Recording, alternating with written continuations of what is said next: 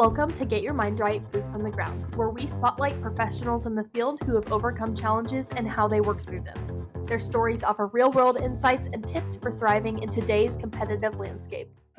Good morning, everyone, and welcome to Get Your Mind Right. This is the world's only podcast devoted to digital marketing and merchant service professionals. And with me today is the sales support specialist, Kylie Rathgaber. Good morning, Kylie. Good morning. It's so good to have you here. Yeah, I'm happy to be here. Well, it's good to have you back, I Yes. should say. And I am particularly excited to have you back on this because I think you know why you're here today. Mhm. I saw you give a presentation on the sales reps survival kit. Yes. And you may not know this, but I love a good metaphor. Mm-hmm. And you really made this metaphor work during your entire presentation on this. And I thought this would be really useful for the viewers of the podcast. Yeah, absolutely. So thanks for being here. So let's start at the top here, Mhm. okay? What in your world, what does survival when you're a sales rep mean? Okay, so I looked up the definition of this. Let me make sure I get it right. So survival is the act of continuing to live or exist in spite of difficult circumstances. Okay. That's life. So if you're doing life and work, right, or Mhm. sales or anything right, you're going to be experiencing life among difficult or challenging situations. If you're not experiencing those difficult or challenging situations, not only are you not surviving, you're not doing it right. You're not pushing yourself to grow. So this is how we're going to grow and learn. This is how we overcome experiences. So really survival is just life to me. Okay. You know, I thought I should have started off with this. I even put the note here and ignored it. But you know, when you first started out on this, I thought, well, this is more geared to people that are new to the industry. But you got into it. It's not. Mm-hmm. You know, it's really regardless of what your experience level is in the industry. Oh yeah. That was for you. And you know, there were a few little nuggets I picked up, and even beyond that, these are things that we need to be reminded of all the time and reinforced. I thought you did a great job of that. Thank you. So when you first got in this business, you how long? What's your tenure now, Kylie? 2 years. 2 years. Mhm. Okay. You sure it's not a bit longer than that? It's been 2 years and maybe 2-3 months. Wow. Mm-hmm. Wow. So you started right before you graduated from college then? I started about a year after I graduated from college. A year. Oh, yeah. Yeah. That's right. Mhm. Yeah, I knew that. Mhm. Well, so when you first got in this industry, obviously you don't know what you don't know. But Yes. what do you wish it was that someone would have told you? Yeah. So I think I wish someone would have said there's not one right answer. So in high school and university, my specialty was math. And normally in math, you have 1, maybe 3 answers if you're in higher level ambiguous type of equations and things like that. So I was really conditioned to think there's only one right answer. And that is not the case. And if you're doing sales right, there's going to be multiple answers, and you're going to cater that answer to whoever you're talking to that day. So you know that's an interesting point because you being a STEM person, Mm-hmm. you know, it generally there is, like in math, there is one right answer, right? Or as to your point, it's adjacent Yes. to the answer, but still you have to use logic and reason to get there. Yes. But that's not always the case in what you do now. No, and you can find parallels. So sometimes you're looking at in math, STEM, anything, a large problem, and you may have to look at different ways to get to that solution. So I do think you can find those parallels. Mhm. But if you're doing it right, like I said, you're not going to have one right answer. You're going to have 3 Yeah. different options, and you're going to want to know which one suits them the best. But it's more of a black and white world than not, right? Whereas this and merchant and digital, it's all not at gray. Yeah. It's all gray. Yeah. So like someone would have told you that, you think that really would have affected your outlook anyway? I think it would have helped when I was training and trying to find, like, if I picked up the phone and someone gave me a scenario, maybe I was told Swipe Simple works for pet groomers, but I wasn't asking the qualifying questions because I thought, okay, pet groomer, Swipe Simple. Like, that was my one thing. Gotcha. Maybe they need like 5 other things I didn't even ask the question. Because Gotcha. I thought there was one answer. Okay. Yeah, I notice, it's funny you say that because I notice when I hear you teach, you always give examples. This is good for this, and this. Mhm. Yeah, you tie those parallels together. Mhm. All right, well, let's get right into your metaphors here from Yeah. your kit. You talked about shelter, water, fire, or food, right? Mhm. So talk to me a little bit about each of those. Yeah, so shelter is your home base. You're no good to anyone unless you have a place to store all of your resources, store all of your knowledge, all of your things. Water is going to be what's going to keep you going. If the elements aren't taking you out, Mm-hmm. you're going to need water next, right? Mm-hmm. Food's going to be that nutrition. It's going to really just help you grow. You probably could get pretty far with the shelter and water, but eventually the food, you need to be able to grow and remain strength. And then fire is going to keep you warm and just keep that lit, right? And keep it going. Okay. Mm-hmm. So now how do we tie that to emergent services professional? Yep. So I had a lot of fun with this. I remember. I really did. I remember. Shelter is your home base, as I said. So that's going to be our CRM. That's Mac. That is where you're keeping all your leads. Mm-hmm. That's where a lot of our marketing slicks are. That's where your pricing is. That's how you're going to send out applications. That's how you're looking at your merchants. That's how you're seeing your profits. It's where you're seeing everything, right? Anything that's going on with your merchants or potentials is there. There's your shelter. You're housing everything there. Next is your water. So your water is going to be what keeps you going. And that's going to be kind of, like webinars, things like that, just going to keep that fueling success. Then fire is kind of what's ignite. You can kind of use the lighting a fire in, right? Mm-hmm. So motivation. That's going to keep you motivated. Those are going to be the people you have around you. Those are going to be your continued education. That's going to be your support group. That's going to be your mentors, additional training, and like that. And then food and nutrition is going to be, gosh, I'm losing one of my metaphors here. Sorry. But that's your final lesson and things like that. And getting in there and actually growing as a person. You could know how to sell to one vertical or two verticals and that one solution, but why not go further, right? Mm-hmm. Mm-hmm. And then there's water. Yes. Water is going to be your lesson, Lisa, the training. Oh, right. You said that. Okay. So we've all seen these things before. You're stranded out in the wilderness. Yeah. What do you do first? So Mm-hmm. so like for you in your metaphorical survival kit here, what's your first thing first? What's the first thing you got to seek, and then second, third, and fourth? Create a lead in Mac. Okay. So if you have so that's your shelter. Yes. Yeah. Even if it's your friend, your best friend, or your someone you know, a friend of yours that you're bringing on their business. Even if you know exactly what you're putting them on, your mentor told you, hey, this is an easy one, put them on buyer's choice with this.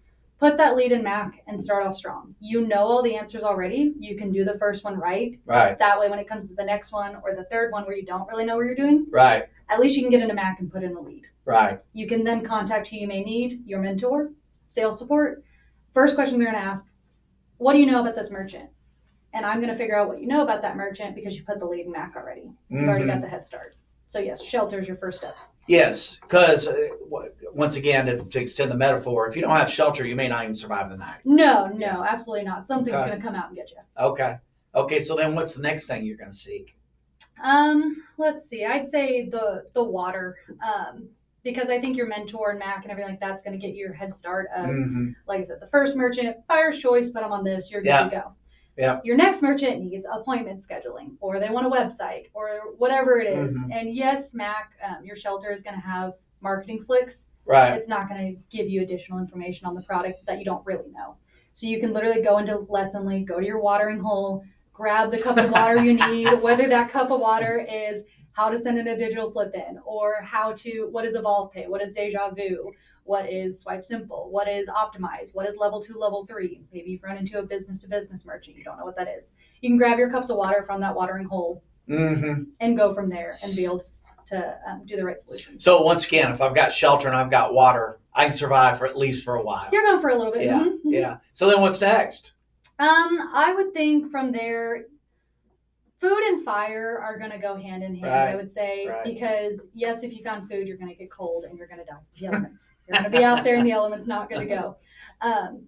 But your food, if you don't have food, you're not going to have that additional strength. So fire starting tools are going to be, I kind of see it as what keeps you going, your motivation. Right. So that's Evolve social media. That's your mentors. That's the people you keep around. Evolve social media is either perfectly utilized by a rep or underutilized. I never seen in between. But the reps who are utilizing it, they're engaging on their own social media, they're posting their own, but they're also sharing ours and showing that they're in connections with a very large company that not only knows what they're doing, has great reviews, but they have fun, right? Our social media is so fun. I love it. Not only that, it's very knowledgeable, Mhm. right? So it's always talking about new things, how to sell it, what we're doing, Oh yeah. anything like that. Yeah.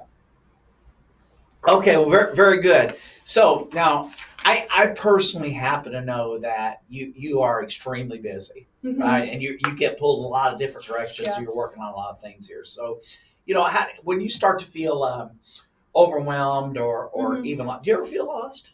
This job? Yeah. Really? Yeah. I definitely do sometimes. Okay. Mhm. I had contemplated that right now. I would. It'd be easy to say the overwhelmed part, but Yes. how do you get back on track? Like you're the one that wrote the script on the survival kit. So Yep. do you take your own medicine? So if I'm overwhelmed or maybe I don't know how to handle something right away, if I have the moment and not in the middle of a phone call or something, I think 3 deep breaths can change a lot. Okay. And I know that's it's kind of an odd thing to say, but say you've run into a big proposal or a large project, or we're bringing on a new product or whatever, and we brought on 3 new products the week before, and we did this the week before. We have Evolve University coming up. 3 deep breaths just to gather everything and make sure you're good to go is going to ensure that you have the right reaction to what you're trying to do and you handle it the best. Because like you said, I do have a lot on my plate, and my day gets very busy very fast.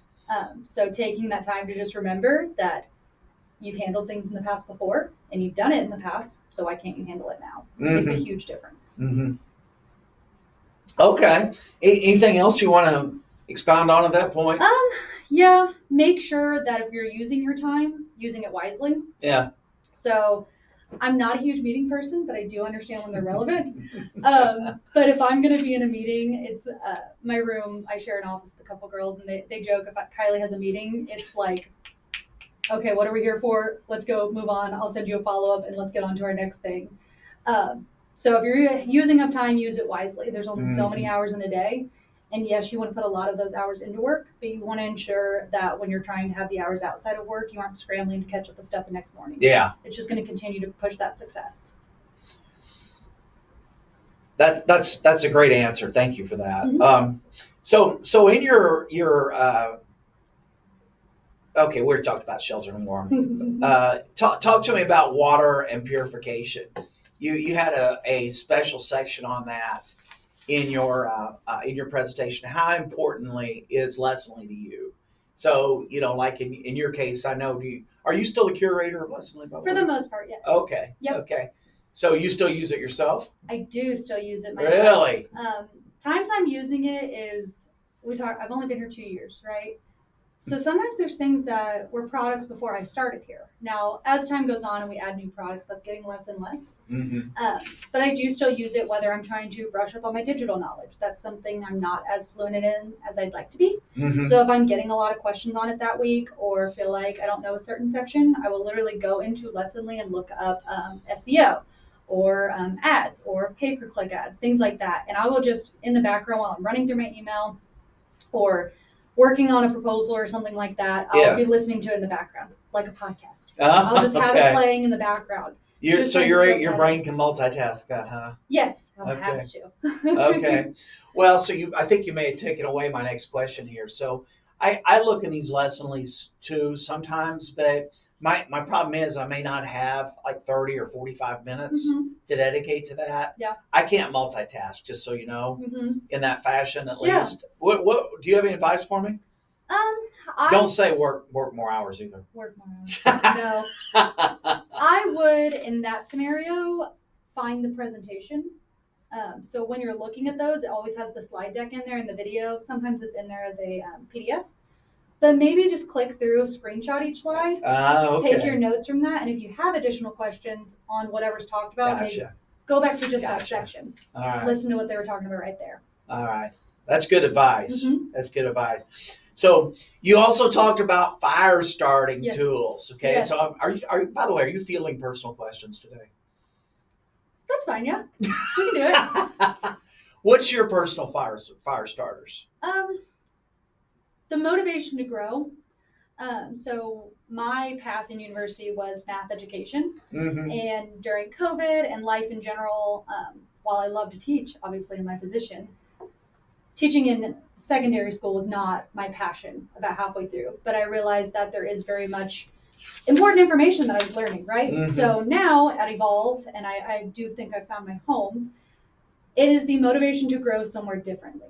So I was always really good in school. I was really good at what I always did. So when it comes to Evolve, this was a brand new thing. It was very exciting. I didn't know anything, and I still don't know everything, not even close. But every single day I get to learn something new, and every single day I get to help one more person with something that maybe they didn't know. It's actually become a joke kind of in my room and customer service that if you don't know the answer, you probably can ask Kylie, and she more than likely is going to know. Mm. And that's not because I have photographic memory or I'm some wizard or something like that. It is because I'm truly taking one thing from every single thing. The webinars, I assist in picking those presenters. Obviously, they're more than likely something I already know sometimes. Sometimes they are repeats, which is fine. But I find I can always find one thing from there. And that one thing may be the question that someone asked me the next day. Okay. All right. Very good. So let me summarize what you said then. For you, that fire is really learning new things and ways to apply it. Yes. Yeah. Well, you picked a good industry because I don't ever see it running out. Oh, I get to grow every day. I learn something new every day. So food and nutrition. You know, what fuels your success? Is it huddle calls? Does it involve you? Give me your routine for your fuel and motivation. How long do you have? Nutrition. As long as you want. Well, so first thing I do when I come is I'm going to go through any emails or phone calls that need to be taken care of right there. I have voicemail, emails that I need to answer really quickly. I'm going to get those done to ensure any projects or questions I'm working on can have my full attention. So I'm going to run through those as much as I can. Then after that, I'm working on projects. So a lot of that involves product rollout, training. I also assist with bringing on people for huddle calls. So I'm doing outreach for those, whether that's to people internally, bugging you for a huddle call, talking to our product partners. I have to have great relationship with them. So I'm keeping up with them pretty often. And then every 8 weeks, I'm rounding up 10 presenters or more for Evolve University. So throughout my day as well, during all of that, I'm taking any incoming phone calls. I'm never out of the phones. And these range from 1-minute conversations to 20 to 30 minutes on paperwork, product solution, things like that. The main thing with all of this is that I have a lot on my plate, but as long as you can organize it and find the meaning in all of it, it makes a huge difference. So that 20, 30-minute call, yes, it was a 20 to 30 minute call, but it was a brand new rep who may know the industry well, but he doesn't know how we are handling paperwork or anything like that. Yeah. And more than likely in that call, since they've probably been in the industry a lot more than me, I picked up 1 or 2 new industry knowledge things that I wouldn't have gathered from Lessonly or our product partners, because it's just something about Interchange or something about card brands or something that's happening with Visa or Heartland or something like that. And I find that to be really cool. So you've been running EU for how long now? I attended EU about 4 weeks into starting with Evolve, and then I ran the next one. Oh.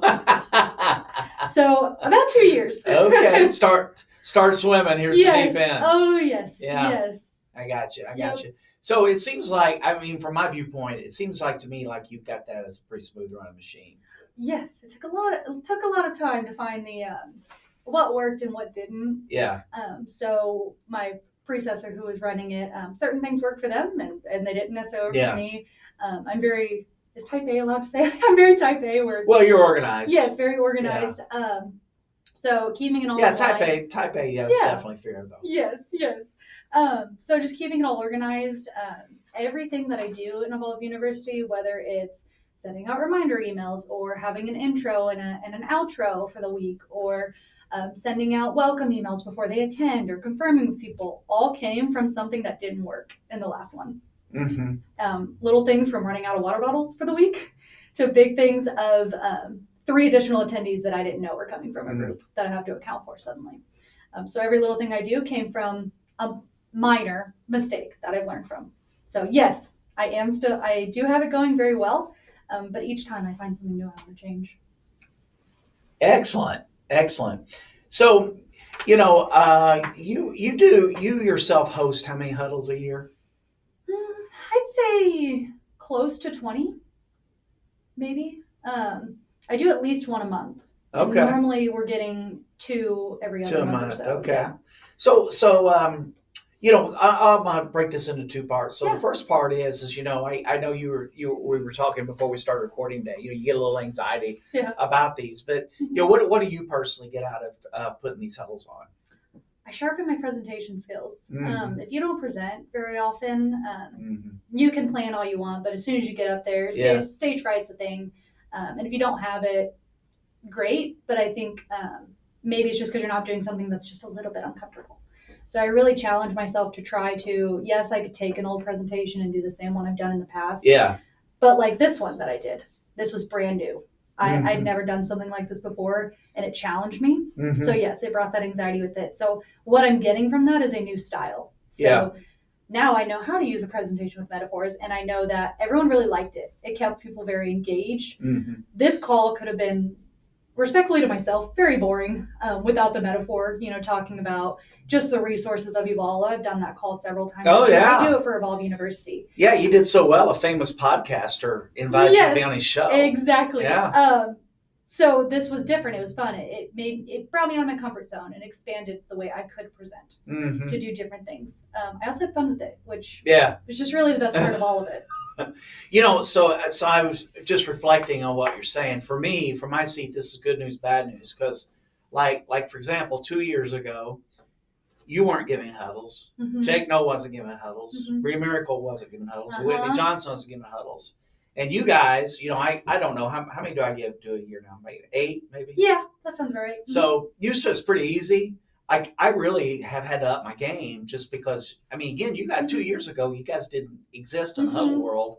And now you guys are all giving these just knock the ball out of the park huddles. It's like, okay, I gotta pick up my game a little bit here. I know, and to me, it's really cool to see because I've also noticed that, right? And I don't know if it's because I joke all the time. I'm like, people hate to like me. I'll come in with my notebook. I'm like, hey, want to do a huddle call? But who could say no? Exactly. No. It's really fun to find their specialties because a lot of times I'm helping them come up with the topics as well.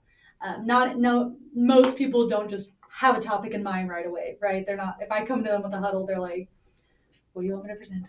What are we trying to do? And I can work with them to cultivate these ideas. Like Jacob No gave a really good one recently on kind of heading a sales team, but also advice for sales reps. So we we cultivated that together because first idea was how to manage a sales team, but then we realized there are sales reps on this call too. So how can we make this relevant for everyone? Same with Bree. Anytime Bree's coming on for a call, if she had recently done a call on digital flip-ins in the process, we're going to do something on a more in-depth product with digital and let them expand and be able to sell it themselves, right? So her most recent one, she tried to do a little bit of a different take on it, right? And talk about the importance of it and just how to get them to the appointment. So every time we do these, whether they're similar or not, we're cultivating ideas. Yes. Together. It's really cool to see. I totally agree. And, Bree, she just killed it on yesterday's huddle. And she could do, I was going to say every other week, but every 3 weeks. Yep. And you could just throw her a subject and just hear her talk and talk about her experience and bring these clients on. It's useful. Absolutely. So let's talk about you and your tools, Kylie. Okay. Tell me about some mistakes you've made and not employing them or employing them incorrectly and what your takeaways were. Yeah. So taking items too literal or taking someone from a product too literal or taking all of their advice, because our product partners are phenomenal, but you have to remember that they love their product, right? So all of our products are great. There's a reason we have them. So sometimes I would hear, this product's great for this vertical. And a lot of times for like practice manager bridge in healthcare, makes complete sense. But with something ambiguous like Deja Vu or Evolve Pay or Invoice Path or something like that, they'll tell us one thing and that is a use case, but there's so many other ones. So Invoice Path recently, and most recent growth for me, I love Invoice Path. For a while though, I was really only pitching it if they had QuickBooks. And the more I've learned about it and the more I've kind of gotten into it, it is a great virtual terminal just on its own. You don't have to connect it with anything. So while it wasn't a long time, for a few months there, I was really only saying it was a great prospect for QuickBooks users. And that's just really not the case. Their invoicing features have a ton of advanced features. It's really good for people who are taking down payments. You can do it all in one invoice, things like that. So just not taking things so literal. and being very open-minded about all of our products and all of our solutions and how they can be used. So I would say that I didn't know that, by the way. Excuse me. I didn't know that you were doing that for non-QuickBooks Rizzlers. But I think part of that too is like you've got enough experience now where you know to ask the next question, right, and peel back the next layer of the onion to understand that. Yes. Okay. So now be honest here. Okay. I want a straightforward answer here. Have you watched The Haunting Power of the Digital Flip-In? Yes, and I love that presentation. It had a theme to it, and I thought that was awesome. It was done either the day before Halloween or like on Halloween, hence the name. But I absolutely have, and I think it's a really good call for that very first step of I have literally no idea what digital marketing is and how to get into this. It really makes you feel comfortable with putting that into someone else's hands, and it kind of gives you an idea of where to start. So maybe you don't want to start it with a brand new client when you know nothing about it, but you could touch base with your existing client base. So you have these relationships with them already, and maybe you've already got them on processing with us and have had them for a while. Nothing went wrong. Everything's good to go with them. Now you can bring up that conversation.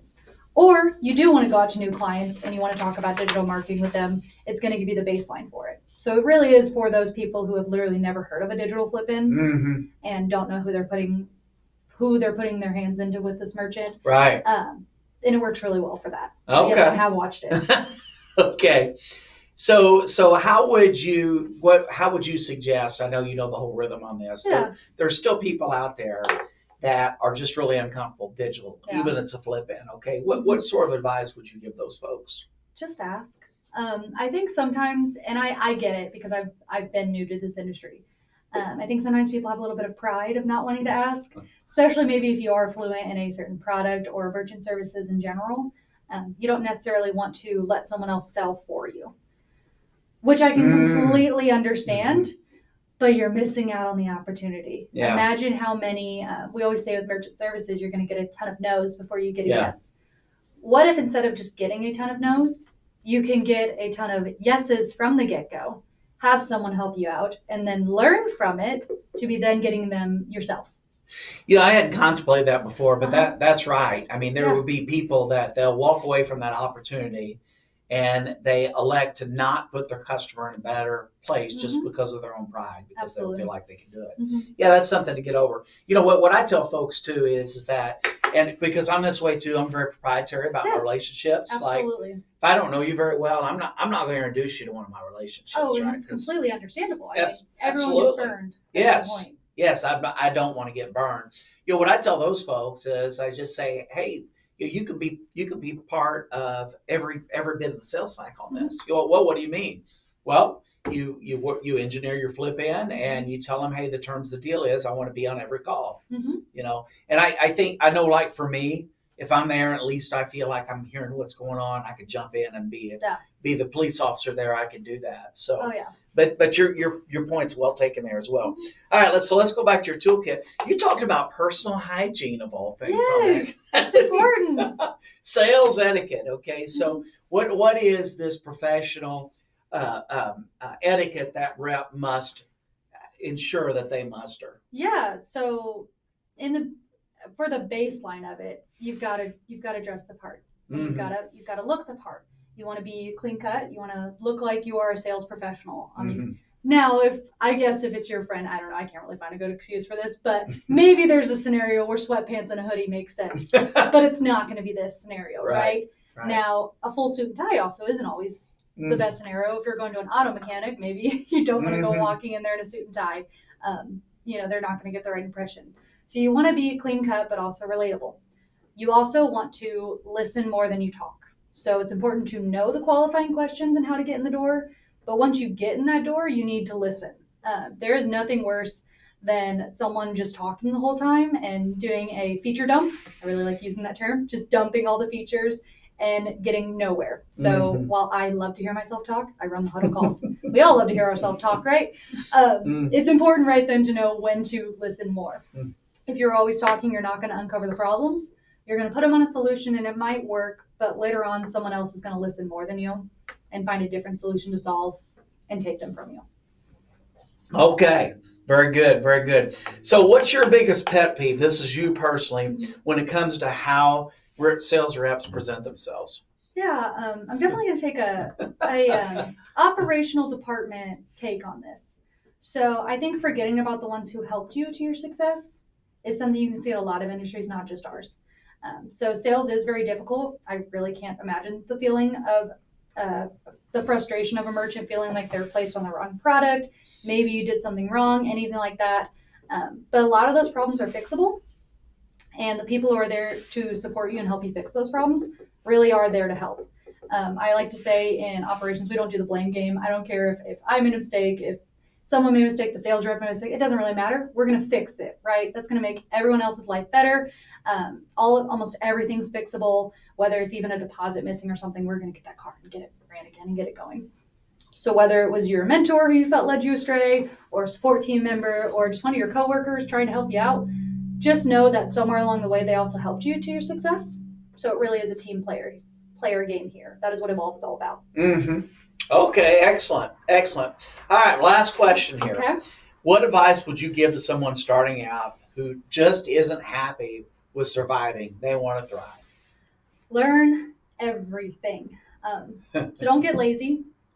Don't slide through trainings. You know, your manager told you have to be on every single huddle call, so you just attend and make sure that your little rating on attention is good. No, actually take time, take notes on it, figure out what you can learn. I see a lot of reps will end up backtracking because they learned a solution we were selling 3 years ago. And they're still trying to sell that solution, which is fine, but it may not be the correct one, right? Mm-hmm. So slow down at the beginning and learn as much as you can and take in as much knowledge and just continue to expand on that. If you get the baseline, you can expand from there, and it'll be way easier if you start from the beginning with great habits. Okay, very good. Well, Kylie, this has been awesome. I'm really happy this turned out, how this turned out. I'd love to have you back in the future. I would love to be back. Any last words you have for our audience out there? Always learn something new every day. Don't get lazy on this side of things, and just find your motivation and continue to grow. All right. Well, thank you very much. Folks, make sure you tune in on Friday for another Mailbag episode. I appreciate you tuning in. For Kylie Rathgaber, I'm John Johnson, and keep your mind right.